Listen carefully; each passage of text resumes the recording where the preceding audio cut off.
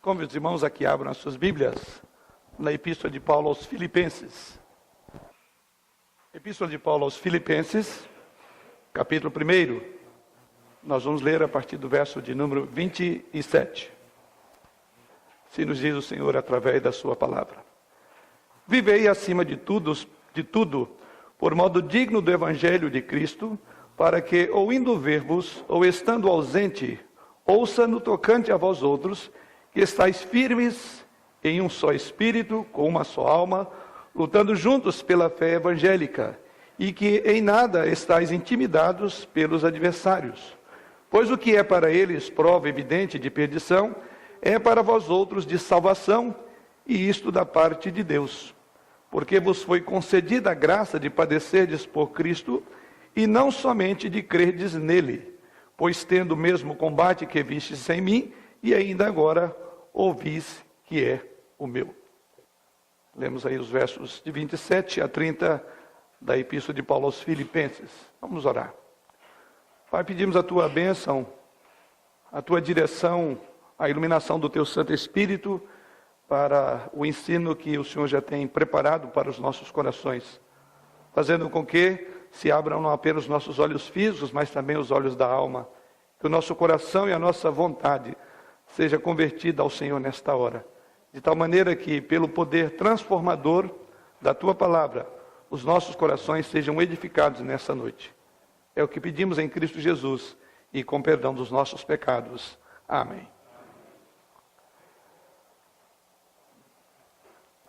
Na verdade, o que temos aqui é uma parte prática da carta de Paulo, como é praxe nos seus escritos. E Paulo, o que ele faz? Ao terminar este capítulo, deixando aqui a seção introdutória e autobiográfica, conforme os irmãos podem perceber antes aí, e ele deixa essa seção e entra para a parte, ou a seção prática da carta, na qual ele vai fazer aqui uma exortação geral. E em seguida esta exortação geral, ele apresentará os desdobramentos desta exortação. Como era costume de Paulo, ele primeiramente apresenta o geral e depois vai para o específico. Mas antes de iniciar a sessão prática desta carta, Paulo exorta os crentes de Filipos a viverem uma vida, conforme ele mesmo diz aí, digna do Evangelho. É assim que é introduzida essa parte da carta, quando ele diz, verso 27, vivei acima de tudo por modo digno do Evangelho. Essa é a afirmação de Paulo. E Paulo vai mencionar aqui 3 áreas específicas em que esses crentes deveriam revelar ou expressar esta maneira digna, ou como eles deveriam manifestar na vida prática um modo, um padrão de dignidade que o Evangelho certamente impunha ou exigia sobre esses crentes. E é exatamente sobre isso que nós queremos considerar nessa noite, sobre essa vida digna do Evangelho. E assim Paulo começa, conforme temos aí no verso de número 27, dizendo, vivei acima de tudo, por modo digno do Evangelho.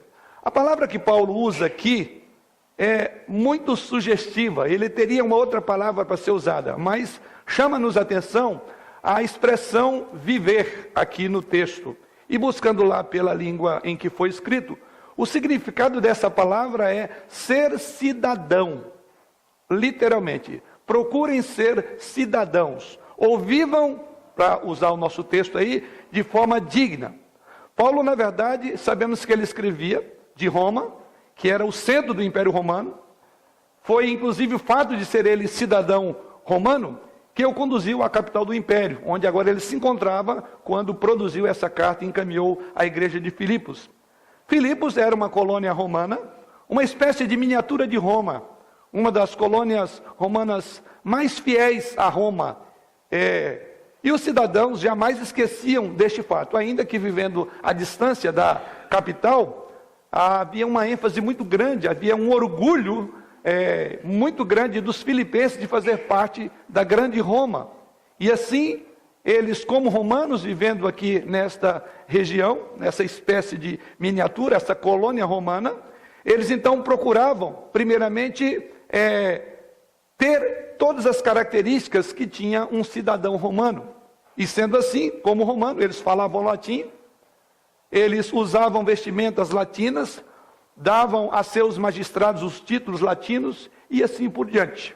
Deste modo, então, quando Paulo fala para que eles vivessem de forma digna, Paulo está com isso dizendo àqueles crentes de Filipos que, assim como eles valorizavam e até supervalorizavam o fato de ter a cidadania romana, eles deveriam igualmente, aí a expressão acima de tudo, de modo digno, essa palavra de modo digno é igualmente, eles deveriam também valorizar, ainda com muito mais honra, com muito mais veemência, a posição que ocupava agora como cidadãos dos céus. Aliás, essa palavra ele vai usar na mesma carta, lá no versículo 20 do capítulo 3, quando ele diz lá: pois a nossa pátria está nos céus, de onde também aguardamos o Salvador e Senhor Jesus Cristo. Então veja que é exatamente isso que ele tem em mente, tanto é que ele vai desenvolver essa exortação em toda a sua carta, e ele vai fazer menção da questão da cidadania celeste, conforme ele apresenta aí no capítulo 3, versículo 20. É como se Paulo dissesse o seguinte: tanto vocês como eu conhecemos muito bem, conhecemos perfeitamente os privilégios, assim bem como as responsabilidades de ser um cidadão romano. Sendo assim, vocês conhecem perfeitamente, bem como eu, e o modo que, mesmo vocês estando a tão longe de Roma, tantos quilômetros de Roma, vocês devem ver como faz um verdadeiro romano as suas províncias. E assim Paulo conclui: pois bem, lembrem-se que vocês têm um dever muito mais alto do que este. Onde vocês estiverem, vocês devem viver de um modo digno, aí é a palavra que ele vai usar, como de um cidadão do reino de Deus. Ou seja, o que Paulo está dizendo, vocês devem jamais devem esquecer os privilégios. Vocês jamais poderão esquecer as responsabilidades da cidadania, não a de Roma, que eu sei que vocês valorizam muito, mas a do reino de Deus. E ele diz: vivei acima de tudo do modo digno de um outro reino, do Evangelho. De modo que os cristãos deveriam então lembrar sempre que o reino do qual eles eram cidadãos, deveriam na verdade enfatizar isto como o seu modo de vida. A conduta desses crentes deveriam ser digna dessa cidadania. E isso está lá, mais uma vez, no capítulo 3, versículo 20, que eles falam, que Paulo fala que a cidade deles era a cidade celestial, que aguardamos o Salvador, o Senhor Jesus Cristo, porque a nossa pátria está no céu. Então veja que é uma palavra que Paulo vai usar muito, porque ela era muito familiar aos crentes de Filipos. E é exatamente isso que Paulo diz, e essa é a primeira característica que Paulo quer que os crentes demonstrem, é exatamente de viver na dignidade do chamado de Deus. Viver à altura do chamado, viver à altura daquela representação que eles fariam de Deus na cidade de Filipe. Paulo foi enviado como ministro, ele assim se chama, como ministro das relações exteriores de Deus, para anunciar o que nós chamamos de tratado de paz entre Deus e os homens, naqueles que haveriam de confiar e crer em Jesus Cristo. A política externa de Deus, na visão de Paulo, era reconciliar o homem com Deus. Isso ele fala na sua carta, segunda carta aos Coríntios, no capítulo 5, no versículo 20. Nós também somos embaixadores de Cristo, tanto quanto Paulo foi. Como membros da igreja, vivemos num solo estrangeiro. Nosso verdadeiro lar é o céu, onde Cristo está sentado no trono celestial. Nós, na verdade, representamos Cristo nesse mundo. Assim como o embaixador estrangeiro deve viver uma vida com todo cuidado, porque ele representa, num país estrangeiro, representa os interesses do seu país, ou o país que ele representa. Embora ele deva observar as tradições, ainda assim, ele deve viver de acordo com as leis do seu país, com o país de origem. Também nós devemos viver e ter cuidado com o modo como nós nos comportamos. Somos, na verdade, peregrinos e forasteiros, diz as Escrituras. Somos embaixadores por Deus, como diz o apóstolo Paulo, como se Deus exortasse por nosso intermédio. Então é exatamente esse ponto que Paulo preocupa, e essa é a exortação: vivam à altura do chamado. E aí a figura de um embaixador encaixa muito bem aqui, porque essa é a figura que Paulo vai utilizar em outras cartas. A minha pergunta, querido irmão, é: você já pensou em si mesmo como um estrangeiro na terra do Brasil? Nós, talvez, muitos de nós se orgulham de ser brasileiro. Aliás, até algumas músicas, no meio das competições de esportes no nosso país, é comum haver um coro: sou brasileiro, orgulho dessa ideia de ser brasileiro, me orgulho com muito amor. Mas você já pensou que você, na verdade, é um estrangeiro nas terras que Deus colocou você? Qual dessa cidadania vale mais? Por qual dela que nós devemos lutar com mais afinco, com mais dedicação? É exatamente esse o ponto que Paulo coloca sobre o que ele esperava da igreja de Filipe. Antes de vocês serem cidadãos romanos, vocês pertencem a uma outra pátria. Então que vocês vivam à altura disso. Em outras palavras, não é suficiente nós apenas aprendermos a palavra. Nós precisamos viver à altura, é a expressão de Paulo, viver de modo digno do evangelho para o qual fomos chamados, ou através do qual fomos chamados a Deus. Todas as áreas da nossa vida devem revelar uma nova cidadania. Do contrário, o evangelho que ouvimos não tem valor. E é para esse ponto que nós queremos considerar inicialmente que deve haver uma atenção redobrada. A questão é: que tipo de cidadão você é? Como diz, você é um estrangeiro no Brasil, como eu sou, na perspectiva bíblica. E a questão é: que tipo de cidadão você é? Que tipo de embaixador você é nesse país? A quem é que você representa? Quais são os interesses que mais falam ao seu coração? O que é a força propulsora do seu trabalho nesse país? Nesse mundo que Deus te chamou? Você é um cidadão cumpridor da lei? Paulo diz que nós, como cidadãos de um outro reino, devemos viver de uma maneira digna. E vale a pena ressaltar: você tem vivido uma maneira digna? Como cidadão, cumprindo a lei? Você busca ter uma atitude de participação positiva e interativa na comunidade a qual Deus colocou você? Além disso, que tipo de cônjuge você é? Seus colegas de trabalho, seus vizinhos, seus amigos, seus parentes, que tipo de visão você acredita que eles têm de você, sendo você um representante, sendo você um embaixador de Deus no local onde Deus colocou você? Que tipo de pessoa você é? A quem é que você representa? Quais interesses que conduzem e dirigem a sua vida? Será que em meio aos seus colegas de trabalho, em meio à sua família, eles poderiam, num momento, por exemplo, de crise de relacionamento, procurar você como uma referência, como modelo e orientação para falar que existem valores que estão acima dos valores humanos? E é esses valores que devem nortear a vida deles? Será que as pessoas que convivem com você veem que você realmente ama os seus filhos e se preocupa com ele? Será que as pessoas que convivem com você realmente podem perceber que você é um marido exemplar? Você é um pai exemplar? Você de fato ama a sua esposa mais do que a si mesmo? Ou como Cristo amou a igreja? E você está mais preocupado com o modo como as pessoas pensam que você não pode ser um capacho ou servir de apenas auxílio a outra pessoa? Será que essas pessoas veem que você é diferente? O seu modo de lidar, você como filho? Afinal de contas, você é um estrangeiro aqui. A nossa pátria não é aqui. E é para isso que Paulo chama a atenção. Vivam à altura de algo muito maior do que apenas o valor da cidadania romana.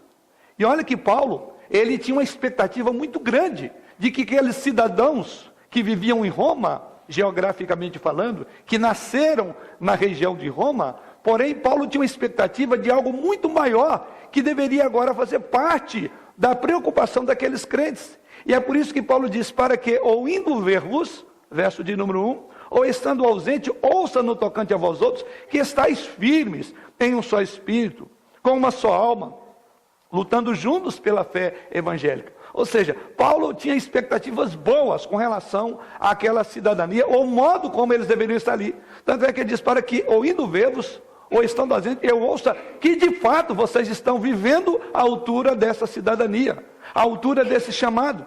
Paulo esperava, na verdade, que o impacto de uma igreja digna fosse conhecida de toda parte de Filipos. Que o impacto daquela igreja que deveria viver à altura da vocação dela, que de fato aquele impacto fosse positivo aonde Deus havia plantado.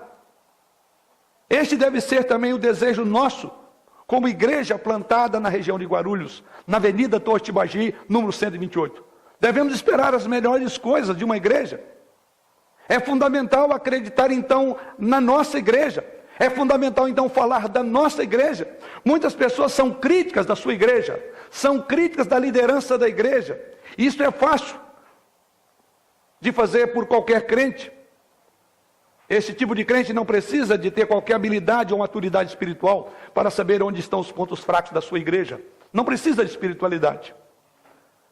Mas qualquer pessoa nesse sentido pode ser crítico da sua igreja. No entanto, queridos irmãos, domínio próprio e piedade entram em jogo quando você escolhe acreditar no melhor que a sua igreja e a sua liderança pode fazer. Você foi chamado para isso. Quando você tem uma visão elevada, como Paulo tinha, uma visão extremamente elevada do que Deus pode realizar em e através da sua igreja, ele diz: eu tenho expectativa de que, indo ver-vos, vocês estão firmados neste propósito. Você então vai servir com zelo, você vai falar a outras pessoas com otimismo, porque você representa algo muito mais do que o seu interesse pessoal, muito mais do que interesse de classes. Você representa algo muito mais sério. E Paulo está dizendo: eu tenho essa expectativa de vocês. Sim, a teologia precisa de produzir vida, e esse é o primeiro aspecto que Paulo coloca aqui. A doutrina precisa demonstrar-se através da ética. É por isso que ele diz: eu espero que vocês vivam, a sua ética seja equiparada ao chamado de vocês, na mesma altura. Aqui está o evangelho que estabelece normas éticas.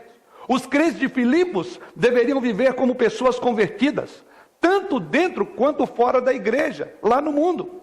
A fé que abraçamos precisa moldar o nosso caráter. Do contrário, não é fé bíblica, é engodo, é enganação.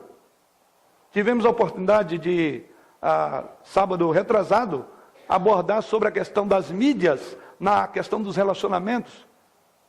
E acabamos, no contexto em que consideramos aqui, é de analisar naquela ocasião que uma boa parte dos crentes, eles não têm diferença nenhuma dos não crentes quando postam, quando curtem. E a pergunta é: que reino eles estão representando? E para surpresa desagradável, até houve uma participação razoável de irmãos interagindo, dizendo que realmente é uma vergonha quando você abre Faces, quando você abre isso, quando você faz aquilo, quando você começa a ver esses crentes daqui, fora daqui. Para esses irmãos, Paulo diz: eu espero que vocês vivam de modo digno daquilo que vocês têm aprendido aqui dentro. Melhor, eu espero que vocês vivam de uma maneira digna do chamado a que foram chamados por Deus. Do contrário, nós estaremos como um péssimo embaixador de Deus nessa terra. Do contrário, nós estaremos envergonhando a nossa pátria. E mais uma vez, esta pátria não é sua. Você é um estrangeiro. Esse sentimento deve ser forte em nosso coração, porque é isso que determinará a nossa ética. É porque muitos crentes acabam tendo o seu coração, o seu pé fincado nessa terra, é que realmente as coisas do reino de Deus ficam em segundo plano. O reino de Deus não vem em primeiro lugar. A prática da piedade não se vê na vida de muitos crentes, porque eles não vivem, eles vivem como peregrinos e forasteiros do céu e de pé fixo e morada fixa nessa terra.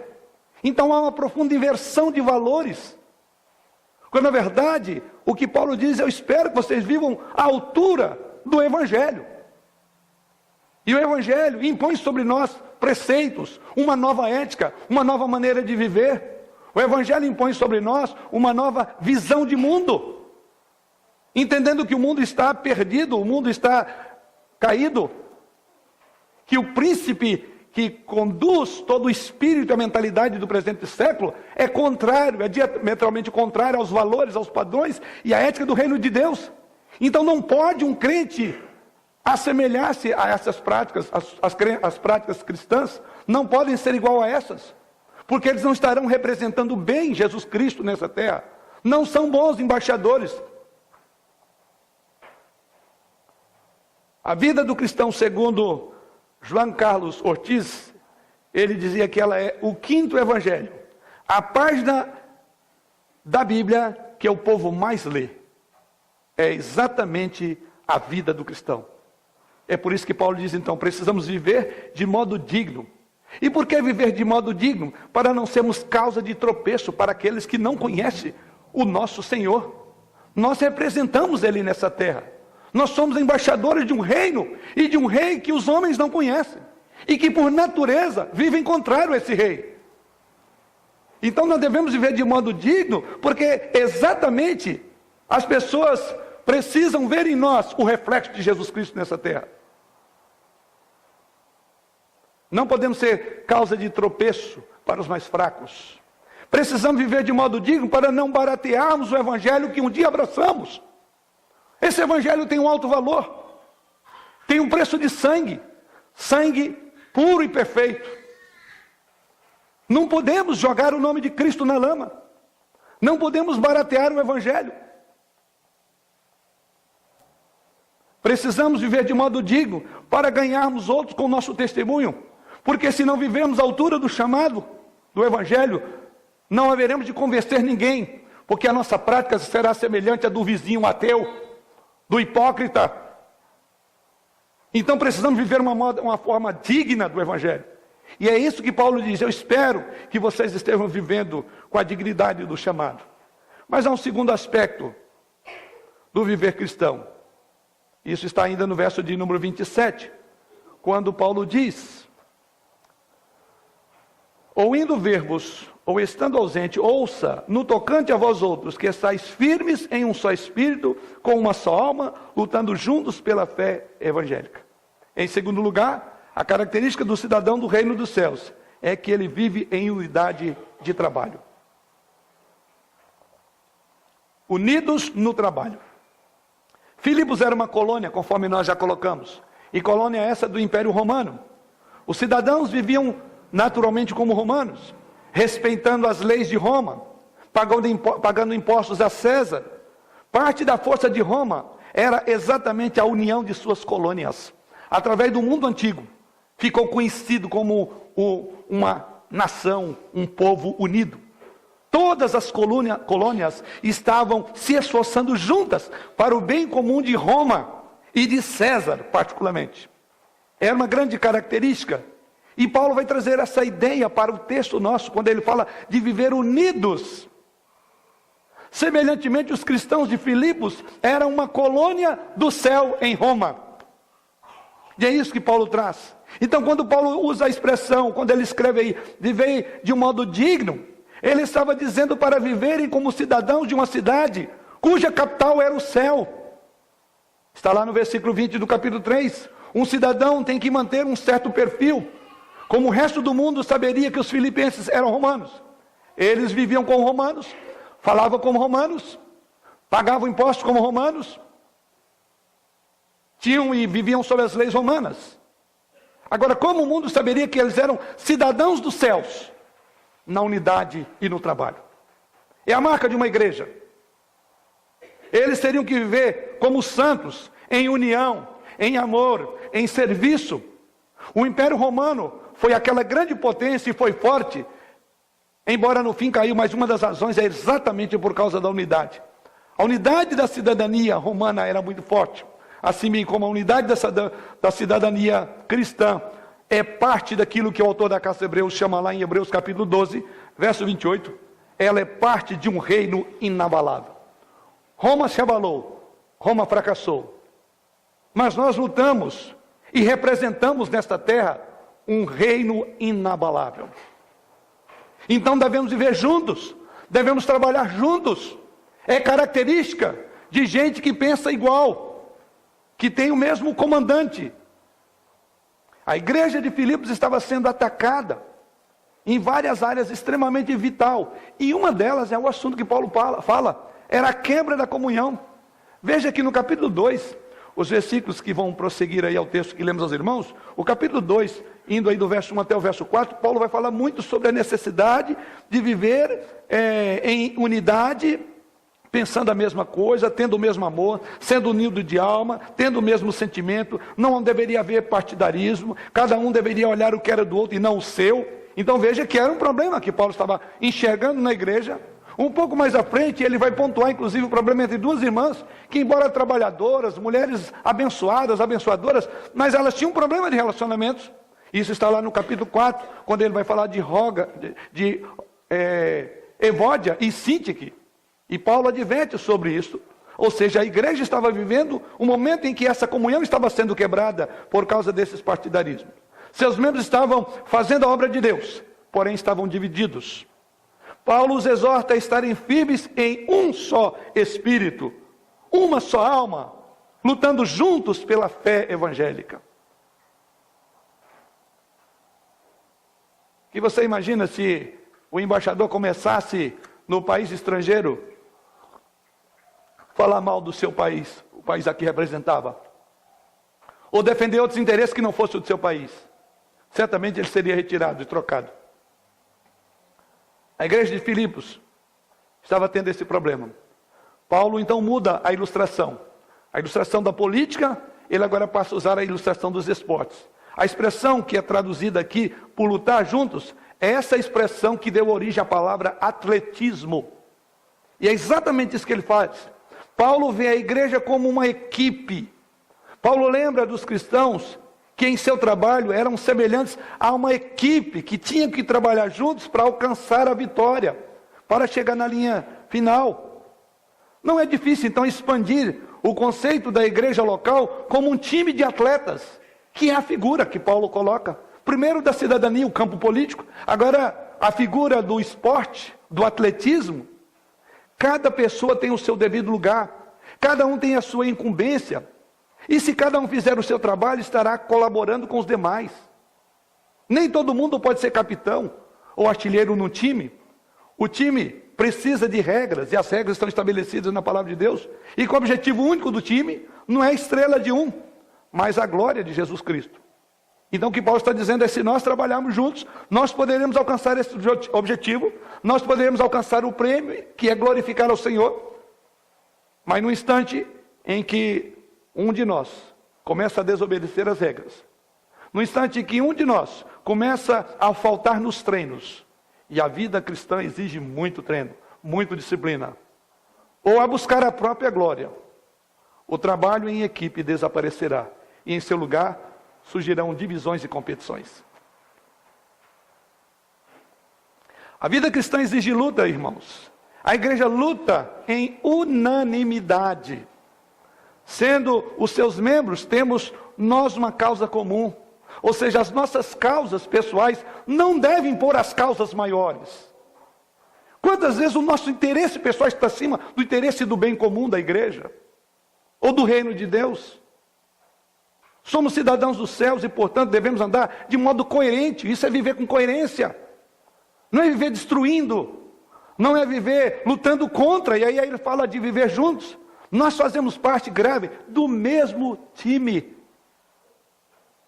E, portanto, devemos trabalhar de modo cooperativo. Isto é igreja. É a figura que Paulo traz aqui em mente. A unidade da igreja deve se expressar de várias áreas. Um autor chamado Motter, ele diz que a igreja deve expressar a sua unidade, primeiramente, de coração e de mente. Ele chama lá de unidade de coração e de mente, conforme Paulo fala no verso 27. E com isso ele diz, isso fala então das afeições, de como nos sentimos diante das pessoas, de como reagimos às pessoas. Isso fala acerca das coisas que realmente são importantes para nós. Então deve ter uma unidade de coração e de mente. Mas o autor prossegue dizendo, deve haver também unidade de trabalho, que é o que Paulo coloca aqui. Ou seja, devemos lutar juntos pela fé evangélica. A igreja não é apenas um amontoado de gente vivendo num parque de diversão, mas um grupo de atletas trabalhando com muita disciplina pelo mesmo objetivo.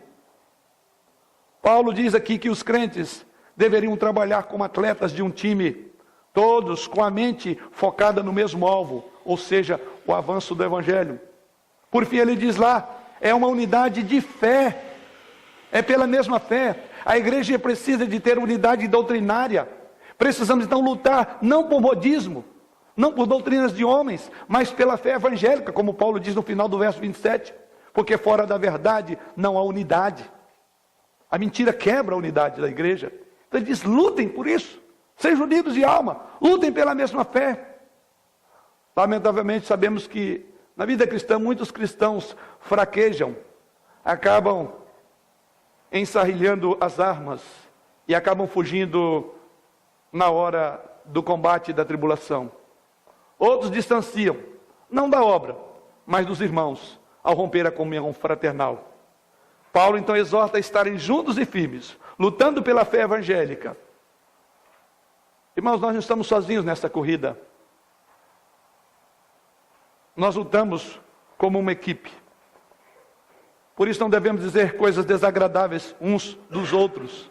Você estará contribuindo para que a equipe seja fracassada ou fracasse.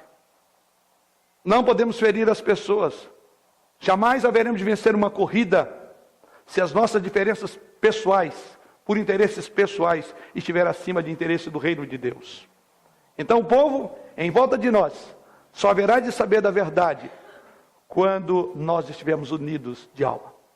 Por que muitas vezes o evangelho não se expande? É porque nós mesmos temos destruído a igreja, com a nossa fala, com a nossa língua, com o nosso procedimento.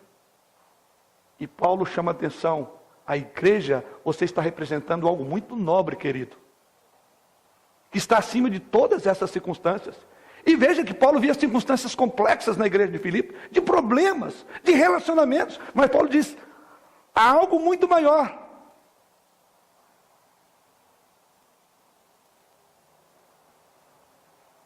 O que você pensaria de alguém, um estrangeiro, vivendo numa outra terra, e como Paulo bem coloca aqui, como alguém encaminhado, um embaixador, e ele falando mal do seu país. Assim eu vejo crentes que falam mal da igreja. Prestam desserviço. É um embaixador que foi mandado para refletir a glória de Cristo, e ele reflete os interesses pessoais. E ele destrói as igrejas. Ele destrói a sua cidade. Paulo diz, eu espero que ao ver vocês estejam contribuindo juntos para um bem comum, algo muito maior. Porque vocês foram chamados para viver digno, na dignidade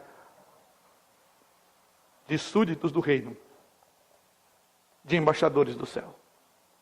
Qual tem sido a sua atitude? Como você tem vivido aqui dentro e fora daqui? O resultado do sucesso da expansão desta igreja depende do modo como vivemos aqui dentro e do modo como nos apresentamos lá fora. Porque Jesus Cristo mesmo diz que o mundo saberia que Ele nos enviou como? Se nós amássemos uns aos outros. Então quando você fala mal da igreja, você presta um desserviço, não é para a liderança, não é para a igreja propriamente, você presta um desserviço para Cristo.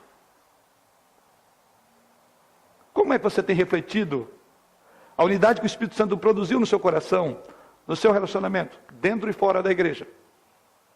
Pense seriamente sobre isso. Mas Paulo prossegue. Vamos ao último ponto.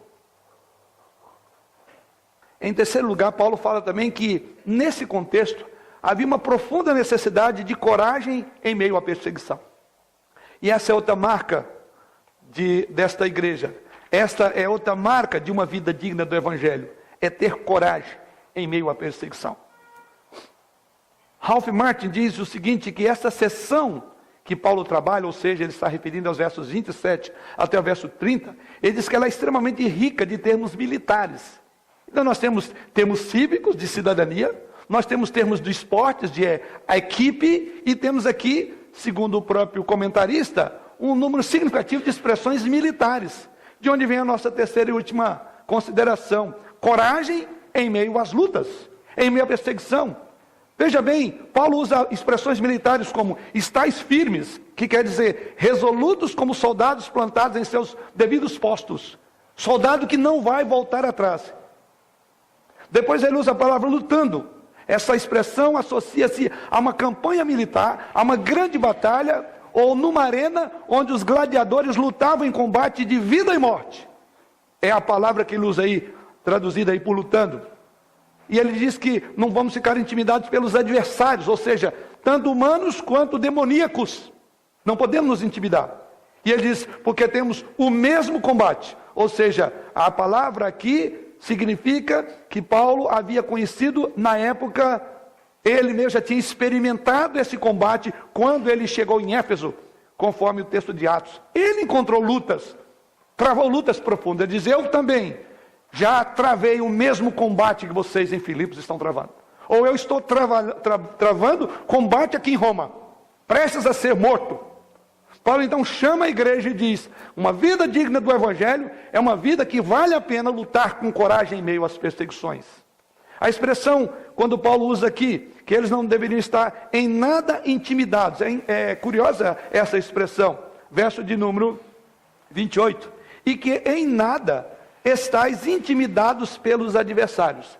Essa palavra contém aqui um verbo expressivo que sugere a ideia do tropel de cavalos assustados. Ou seja, essa palavra ela é usada no outro grego, chamado grego clássico, e ela refere-se a cavalos tímidos que recuam ao serem assustados com algum objeto inesperado que cai sobre eles.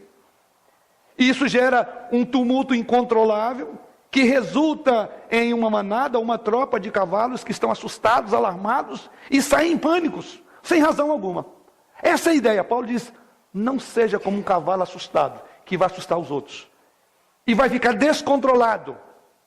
Os adversários estavam tentando colocar a igreja em pânico, numa tentativa de desmontá-la, destruí-la. E essa palavrinha ele usa, não fique intimidado. Aqui é a postura de resistir ao ataque que a igreja sofre. E esta é outra marca digna do Evangelho. É viver de tal maneira que não nos acovardemos, que não nos assustemos. Um susto esse que pode provocar um dano enorme. E todo mundo sai correndo porque não sabe o que aconteceu. Porque alguém se acovardou, fugiu e outros seguiram atrás. Os adversários estavam então como aquele cavalo assustado. E assim queria com isso desestabilizar a igreja. No entanto, os filipenses, diz o apóstolo Paulo, não deveria assustar ao ponto de correr dessa oposição. Como crentes não devemos ir à procura de uma luta, mas também não devemos fugir quando ela se nos apresentar. Não vamos sair por aí, como alguns saem aí, brigando com o diabo, caçando o diabo. Não somos caça-fantasmas. Mas se o diabo vier a nós devemos estar prontos. Não devemos nos assustar. Essa é a ideia. E quantos ataques o diabo tem feito, coletiva e individualmente a nós. Paulo tem certeza de que seus amigos não haveriam de explodir em desordem, sob a pressão da perseguição que se instaurava na igreja. Paulo diz ainda que a igreja, que embora separados geograficamente, eles estavam unidos na mesma batalha. Ele diz, é a mesma batalha que travam daqui em Roma, sei que vocês travam aí. Por toda a cristandade, travamos batalhas. Por toda a cristandade, o diabo, nosso inimigo comum, ele tem tentado desbaratar. Ele tem tentado fazer com que a igreja fuja e não resista. E é por isso que ele diz, e que em nada estejais intimidados pelos adversários. Mas ele diz, ao contrário, no verso de número 7, que estáis firmes em um só espírito. Em vez de acovardar, como diz o verso 28, ele diz, sejam firmes. A palavra traduzida aqui por firmes, descreve uma formação militar romana, em que os soldados, eles se punham de todas as formas para proteger. Soldados que ficavam à direita, ou na linha de frente com escudos, à direita com escudos, à esquerda e atrás e em cima. Era como se fosse uma tartaruga, ou seja, que o inimigo não conseguia. Uma das estratégias mais extraordinárias de batalha foi a dos romanos. E é o que Paulo traz a ideia. Ele diz que eles deveriam estar firmes, ou seja, nenhum dos soldados, ele poderia sair sob pena de fragilizar para que o inimigo atacasse. Enquanto que lanças saíam de dentro desses arcos, ou desses escudos. Então era exatamente aquele bloco que ia entrando no exército inimigo e ia destruindo.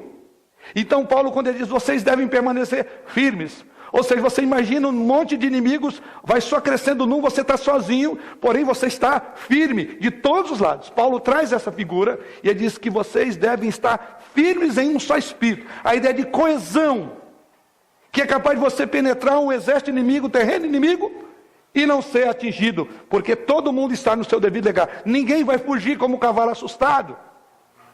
Não fique intimidado com a pressão dos inimigos. É esta palavra. A palavra também era utilizada para referir-se a um soldado que defendia a sua posição a todo custo, mesmo ao ponto até de sacrificar a própria vida. Ou seja, não vai, como diz a linguagem popular, arredar o pé. Não vai tirar o pé. De forma figurada, isso significa que nós devemos estar muito bem apegados às nossas crenças, aos nossos valores, às nossas convicções. Os nossos princípios independem do momento em que vivemos.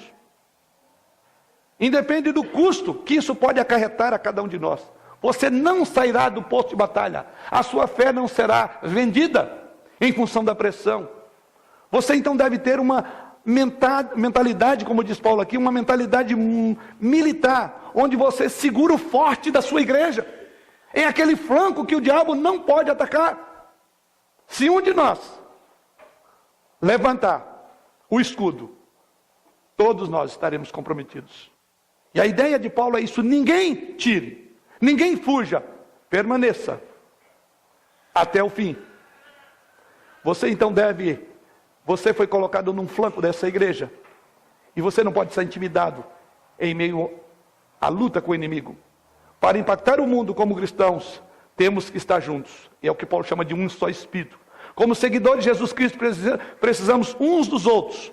Como soldados também devemos juntar braços, corações, mentes, desejos, propósitos. Devemos oferecer encorajamento, deveremos oferecer esperança em meio às lutas que todos nós vivemos. Não devemos dividir.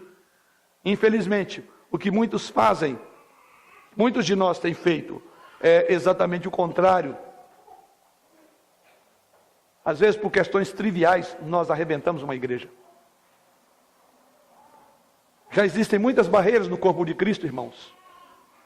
Barreiras de raças, barreiras geográficas, barreiras como estilos de adoração, modo de batismo, filiação denominacional. E para piorar a nossa situação, temos gastado muito tempo em discussões, em disputas de questões irrelevantes. E, consequentemente, por nos preocuparmos com essas questões irrelevantes, o Evangelho não está sendo pregado. O reino de Deus não está avançando. Os irmãos percebem o tempo que o diabo quer travar a igreja? Você já parou para pensar nisso? Que o diabo pode estar tirando de você a visão maior da igreja? Quando você está preocupado com as suas questiúnculas, o embaixador não está representando o país. O soldado está abrindo o flanco. O pregador não está indo evangelizar. Quando vamos entender que a união faz o evangelho belo e atraente? Jesus prometeu a todos os homens e disse, ou afirmou claramente, que o mundo só reconheceria que ele foi enviado à medida que nós amássemos uns aos outros. Um cristão deve estar firmemente enraizado na Bíblia. Deve recusar-se a comprometer com a verdade, mesmo quando não seja fácil fazê-lo. Mesmo que isso signifique perseguição e morte. É agir como Daniel. Gosto muito da expressão de Daniel, logo no início lá do livro, capítulo 1, verso 8. E essa expressão, ela conduziu a vida de Daniel. E a expressão de Daniel é essa, ou escrita lá. Resolveu Daniel firmemente não se contaminar. Qual é a sua resolução? Da sua resolução depende a maneira como você vai viver. Se você resolveu firmemente não se contaminar, não há nada, nem coisa nesse mundo. E Paulo diz, nem poderes, nem altura, nem profundidade, nem coisas do presente século, nem do porvir, nem demônios poderá afastar do Senhor. Como crente, você precisa de ter uma resolução. Se você não tem resolução, você não pode ser crente. E a resolução máxima é resolver não nos contaminarmos. Porque se nos contaminarmos, todo o reino, toda a obra estará comprometida com a falsificação da contaminação. Foi isso que conduziu o jovem Daniel até o homem maduro, o idoso Daniel, firmemente. Foi esta linha de conduta que marcou a vida de Daniel. Um homem que não contaminou-se. E quando você resolve não contaminar-se, não importa se um império babilônico levantará contra você, que os impérios do mundo haverão de cair diante de um garoto, diante de uma criança que resolve firmemente não contaminar. Mas nós precisamos de ter firmeza, nós precisamos ter resolução como igreja, como crentes. Estamos gastando muito tempo. O reino do Senhor está vindo, está às portas. O nosso tema esse ano é expansão da igreja através da evangelização. O que temos feito? Há uma matéria publicada no boletim. Vez por outra ela vai para lá. Se todos fossem igual a você, aonde é que estaria a igreja? Quantas pessoas você já trouxe esse ano? Agora, quantos problemas você já arrumou? Quantos empecilhos você já colocou para não evangelizar? Resolva firmemente ser alguém que realmente represente o reino de Deus. Viva, querido irmão, de forma digna do evangelho. Isso é viver digno do evangelho. Cada vez mais sabemos que existe perseguição política contra o cristianismo bíblico, em termos de perda de dinheiro, de sanções financeiras e até mesmo de encarceramento. Em outros lugares ao redor do nosso mundo, também existem perseguições que inclusive envolvem perseguição física, tortura e até mesmo morte. Por quê? Porque cristãos do mundo inteiro têm se recusado a dar ouvido ao mundo.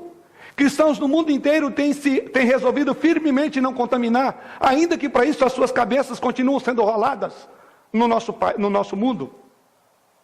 Paulo estava na prisão quando ele escreveu essa carta, por causa de quê? Da proclamação do Evangelho de Jesus Cristo. E ele proclamava o quê? Que Jesus era o Messias. E isso era ofensivo para os líderes religiosos, os judeus. E ele também sabia que César poderia matá-lo. Como cristão devemos levar a sério as advertências de Jesus Cristo, quando ele afirmou que no mundo nós passaríamos por aflição, que por causa dele nós seríamos injuriados, perseguidos, seríamos alvos de mentira e de maldade. Jesus Cristo disse ainda que se o mundo o odiou, haveria de nos odiar. A minha pergunta é, essas verdades de Jesus Cristo, o que significa para você? Se você realmente representar Jesus Cristo nessa terra, se você for realmente um cidadão do reino dos céus, se você realmente é um embaixador de Jesus Cristo, não tenha dúvida que essas palavras de Jesus são verdadeiras. Nós experimentamos na carne, no osso, porque amamos ao Senhor acima de todas as coisas. Mas se você não tem experimentado, se você tem vivido uma vidinha em sombra e água fresca, querido, repense o seu cristianismo, porque é palavra de Jesus, e Jesus não mente. Ele diz que no mundo seria assim. Se nós não temos encontrado oposição, se não existem falsos testemunhos levantados contra nós, se a nossa vida não impacta, não incomoda ninguém, se o seu modo de viver ou o seu modo de falar não causa nenhum de constrangimento aos convívio com você, repense e olhe para a cruz novamente. Talvez você esteja representando muito mais os seus desejos do que aquilo que Deus quer. Outro aspecto dessa firmeza está no fato de que nós devemos andar em justiça, mesmo quando somos seduzidos pelo mal que predomina à nossa volta. Quando não declaramos nos nossos impostos, ou seja, mesmo tendo possibilidade de fraudar a declaração do imposto de renda para levar algum tipo de vantagem financeira. Quando Paulo diz aqui que nós devemos permanecer firme, é ser firme nessa hora. Quando a tentação do seu coração te leva a falar, eu tenho uma maneira de não pagar aquilo que é de César. Viver firme, como Paulo diz aqui, é como Jó. um homem cristão piedoso, que deve fazer um pacto com seus olhos e olhar apenas para sua esposa, mesmo quando outras mulheres tentam atrair a sua atenção. Isso é viver firme, sabia, queridos irmãos? Viver firme, irmãs, esposas. Essa é aquela esposa cristã piedosa, que se submete à liderança e o governo do marido, mesmo quando seus desejos pessoais e a mentalidade feminista predomina hoje. É viver firme. São valores diferentes desse reino. Viver firme, crianças, jovens e adolescentes, é obedecer aos pais, mesmo quando todas as crianças estão fazendo o contrário, mesmo que a psicologia diga o contrário. Isso é viver firme. A firmeza está em nos apegarmos às nossas convicções, convicções essas que devem nos conduzir a uma vida de acordo, a uma verdade maior, independentemente da perseguição, independentemente do status quo, porque nós representamos outra pátria. Você e eu somos estrangeiros no Brasil. O nosso reino não é desse mundo, porque foi assim que Jesus Cristo diz, e nós servimos o Rei dos Reis, o Senhor dos Senhores. A igreja de Filipe estava enfrentando uma ameaça interna, que era a quebra de comunhão, uma ameaça externa, que era a perseguição dos adversários. E Paulo então exorta aqueles crentes para trabalharem unidos, para enfrentarem os adversários sem temor, sabendo que o padecimento por Jesus Cristo, ele conclui no verso 29, era graça. Ele diz: porque vos foi concedida a graça de padecerdes por Cristo, e não somente de crerdes nele. Só o verdadeiro cidadão do reino do céu consegue entender isso. É graça. Ou seja, em meio a tudo isso, Paulo diz: haverá padecimento. Mas saiba, isso é outra graça. Foi dada a vocês não só a graça de crer, mas também de padecer por amor a Jesus Cristo. Quem não é crente não entende isso. Quem não é crente foge da luta, acovarda-se, faz como o cavalo, dispara, não fica no canto, no lugar. Mas aqueles que ficam, Paulo diz: eu quero fechar esse assunto. Eu quero dizer para vocês, queridos, tudo que eu coloquei, as lutas que nós vamos travar, o nosso papel de cidadãos, a nossa unidade de igreja, o nosso trabalho, a nossa coesão, tudo isso vai trazer lutas e mais lutas. Porém, nessas lutas, saibam, é graça. Porque Deus concedeu a graça de padecer. Ou seja, não tem crente verdadeiro que vive em sombra e água fresca. Não existe. Se está sendo assim, é porque não é crente. Ou porque está longe dos propósitos de Deus. É a graça de padecer. Quantos aqui podem ver nas lutas e que travam por amor a Jesus Cristo, ver nisso um privilégio? Paulo diz: faça assim, pense nisso, é um privilégio.